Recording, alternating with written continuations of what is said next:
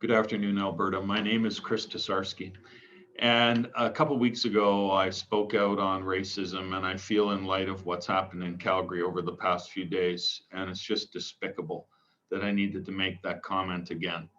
What is going on in this province is absolutely wrong. It's criminal. I've said it before and I'll say it again. This is criminal behavior. I can't go down the Deerfoot Trail in my car and go whatever speed I want.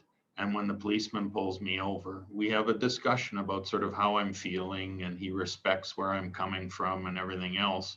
And, maybe decides whether or not to give me a ticket. It doesn't work that way. It's against the law. So I get a speeding ticket because that's how the law is supposed to work. But what's happened lately? Well, we have a premier, we have a minister of justice who don't say a word about this behavior.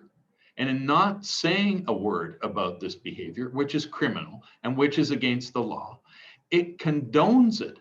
Because if you're not saying it's wrong, and if you're not saying it's criminal, even though the vast majority of us certainly know that it is, including the people that are doing these horrible, despicable actions against our different communities that live here with us in community, or supposedly in this province of Alberta, they're condoning it.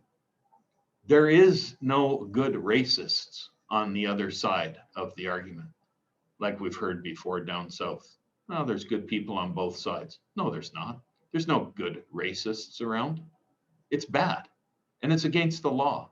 And it's against the laws of this country, this province, that keep us in community and keep us growing together and thriving together and working together and bringing investment to this province. Nobody wants to come to Alberta when they read about these kind of criminal behaviors taking place. No one. The investment community does not want to expand their investments and operations in this province when our leadership stands by and allows this to happen, because they're concerned. They're concerned about offending the base. They're concerned about offending people's rights. They're concerned about offending people's ability to speak freely, to express themselves personally about how they feel about these different things. There's no feelings. It's black and white. It's the law. And when you transgress the law, there are consequences to that. And there's consequences personally, but what is happening in this province by our leadership not standing up and taking a stand is the consequences are beginning to affect all of us. The personal choices that we're allowing people to make about whether or not they agree with the health bylaws and guidelines that are out there are causing shutdowns after shutdowns after shutdowns in this province. 2 more high schools last week with kids now just prior to spring break. Isn't that lovely? Now in quarantine. That should make them feel good. That should help them with their education. And now we get more racial unrest. Again, nothing said, no consequences. And you know what the next result would be? Like I said, people are not going to want to come here. They're not going to want to invest here. What a great announcement. We just heard about the rail links now between Canada, United States, and Mexico.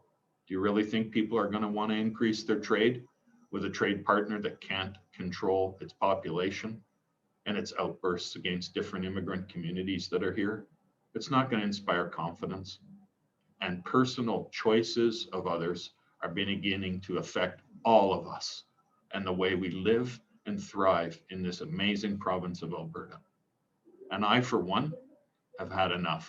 It's time for leadership that takes a stand against this kind of criminal activity and realizes that for the betterment of all of us as a community and as a province, we need to start enforcing the law and showing that there are consequences to bad behavior.